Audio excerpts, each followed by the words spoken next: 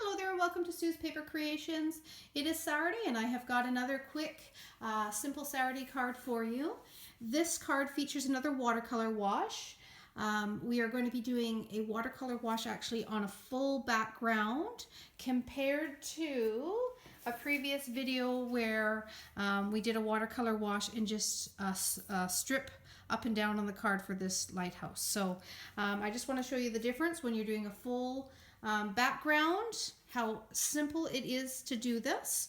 We're also going to be bringing in the watercolor pencils and coloring this detail on the dress and that just to make it pop. And again, super easy, so I'm going to walk you through that as well, how to use and move the color around with the aqua painter. So we're going to get started with the background, okay? So for this background, we are going to require one large block that is larger than your background. So I have got our big, huge, this is the largest size acrylic block that we have. This is a size F, and I use it for backgrounds. But you can see that when I place it over the paper, it more than covers the paper. So that is what you want to use so you don't have any line definition of the block on your piece of paper, okay? So the cardstock that I am using today, it is shimmer white cardstock, and that is my cardstock of choice when I'm doing these sort of techniques. It has a slight shimmer to it, which is beautiful, and it keeps the shimmer after you do the technique, so it's right in the paper, and it really looks beautiful as a finishing background to it, okay? So I'm starting with Tip Top Taupe. And I'm just pressing the ink pad directly onto the block. So I've done a little block of Tip Top Taupe at the bottom. Then for the center, I'm just gonna kind of tip it up on its edge a little bit. And I'm just gonna come in and I'm gonna block out some yellow here in the center just to brighten up the center of the card because I really like that. And you can see that yellow color in there. And then for the top, I'm just going to zoom this in so you can see it a little bit better. I'm going to bring in our pool party, which is a beautiful light blue color. And I'm going to go with that on the top of the card. So the cool thing with this technique is if you do this technique multiple times, and I'm going to show you the difference between the first card I did that you saw and this one, is you're never going to end up with the exact same amount of color wash, okay? It's going to vary because of variables of water that we're going to be spraying down here and just the way that you place your color down, okay?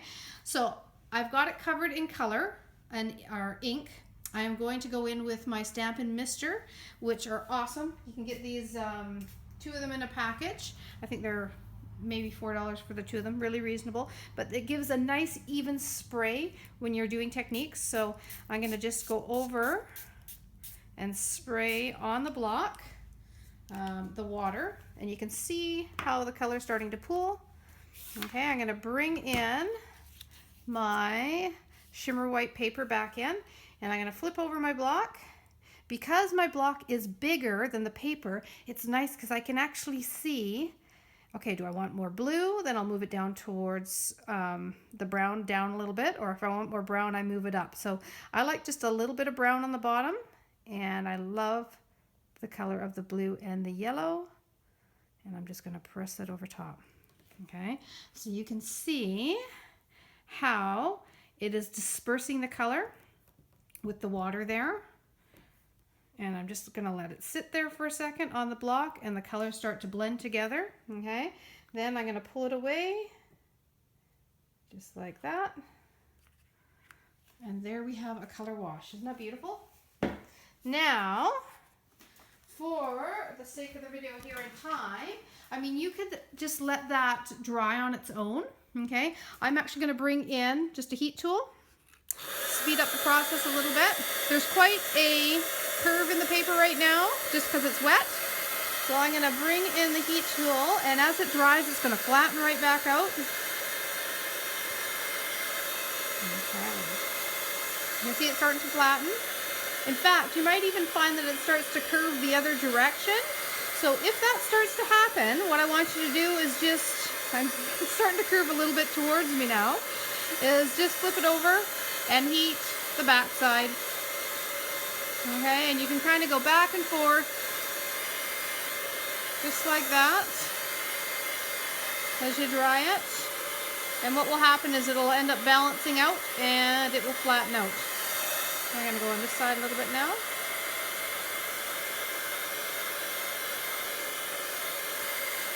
There you go, that's pretty good. Okay. I think that's going to be dry enough for me to do the stamping. Yeah, it is. Okay. So I'm just going to readjust my camera here and get this back in frame here so you can see the rest of this magic happen. Okay, so now I am going to go in with our beautiful image, and what I've got is our archival black ink. This is the perfect ink for doing any type of water technique, because when you stamp it, it's not going to bleed when you go to add more color to it, which we are going to be adding a little bit more color. But it's going to keep its lines and it's not going to bleed. Our Memento ink is also great for that, so either one would work in this case. Okay, now I'm going to go in and I'm going to just, I think, balance it right about here. I'm going to stamp it down.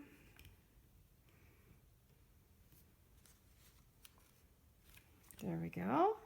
And there is our beautiful lady. Okay.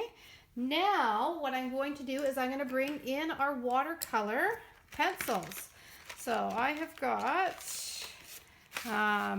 lots of different colors here. You can see there's like a rainbow of colors. I'm going to use the red and the yellow for this one. So I'm going to put the rest of those aside.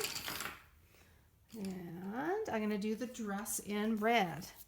Now I picked red just because I'm framing in our card with red cardstock. So I think that this will just really make it pop. What I like to do with these kind of whimsical and watercolor images is I like to go around the outside image a little bit, just like that. And you don't have to color in the whole area. That's the nice thing with these watercolor pencils. I need to actually sharpen this one a little bit, but it will do for right now. I'm going to go around the outside of the top as well. And you'll see when I go to watercolor it, what's going to happen is I'm going to drag that outside color in towards the inside, and that's going to give us our beautiful shading. Okay, so I think that will be good. Yeah, that should be enough on there, I think. Now I'm going to also go in the same thing with the yellow on the hat. So I want a nice yellow hat just to tie into yellow in the portion of the card. And so I'm just, again, going in a little bit heavy around the edges, and I'm going to pull that color in. And I'm going to show you how easy it is to pull that color in with the aqua painter. And I'm going to get that out right now. So here we have it. Here is our aqua painter. And so it has got a little brush tip. The base of it here is filled with water. So simple to do. You just screw it off here, fill it full of water. Okay, put it back on. To control the water, if you want more water on your brush, you just press at the base here, and this is going to have water come down through the brush. Okay, once you have I'm going to give it a little press here, a little squeeze. Let's see, here comes my water. Once you have enough water that you want, I usually have a paper towel here with me, but I'll just rub it on the scrap paper here. Then you want to keep your fingers on this grippy part here, okay? Because if you hang on to it up here as you are doing your watercoloring, you won't realize it, but you can add a little bit of pressure. You're gonna have water dripping out of your pen. So a little tip, hands on here when you've got enough water on your brush, okay? Now I'm gonna go in with the brush, and I am gonna start pulling in that color from the outside. There we go. And blending it on the rest of the dress. So I do have some background color of yellow, and so you do want to keep in mind when you're going right onto the color if you've color washed the background and you're stamping directly on it, keep in mind the color that you have in the background. Keep it a nice light color, or a color that will blend nicely with what you're coloring. So with the yellow coming through a little bit, it's just making the dress, the skirt of the dress, a little bit more coral, which I actually quite like. And then for the top, you're going to have slightly more red because it's a different color in the background, a lighter color. There you have it there. There's our red dress. Okay. Now I'm going to go ahead and I'm going to just blend that hat as well, but I'm going to just brush off onto a scrap piece of paper or a Kleenex, just to make sure there's no red color left in my brush before I go and I blend that yellow hat. So super easy. Again, I'm dragging that color from the outside where I put it nice and heavy, and I'm bringing it into the other areas. So that's how you end up with that beautiful watercolored shading within your image. Okay, so don't color the whole thing, just the main accent areas, and then drag that color around. So there you have it. There is the watercolored lady. Okay, now for the thing, I'm going to stamp it just directly onto the card. So I have got a little saying, "Life looks beautiful on you." I always like to stamp it once on my piece of paper just to make sure I've kind of got it aligned right. And I'm going to go in and I'm going to stamp it right here. Like so. There we have it. Right on the yellow, so directly on the card. I mean, if you don't want to do it directly on the card, you could always bring in a nice little cutout piece like this. Or if for some reason, you know, you end up that the stamping doesn't turn out perfectly, you know, don't get too upset. You can always cut out a little piece of paper, stamp your saying on there, and you can always lay it over top as a little overlay over top. Okay, so there's always something that you can do to cover up those little glitches if you have them along the way. Okay, so I'll bring in our finished card. So I have just matted it in a tip-top taupe and then in the red. And you can see a little bit of variation in how the color laid out, but both of them gorgeous. So quick and easy. You're using a big block.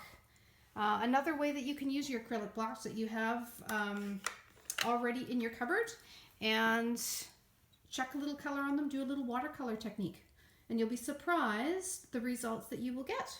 Okay, now for celebration, it is running until the end of this month. So I have got a little bit of the ribbon on here. This is the metallic ribbon combo that we've got. We've got a silver and a gold, which is one of our celebration items. But we also have, 14 now, other celebration items that you can earn. Our card tin is now sold out, so they are while supplies last.